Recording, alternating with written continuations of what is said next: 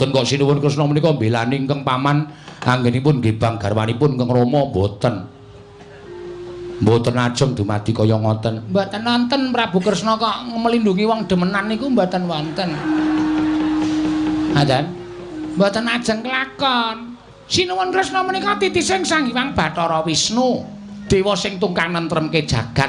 Napa sing dumadi wonten ing jagat? Sinuwun Darawati ingkang eyang menika sampun prisa.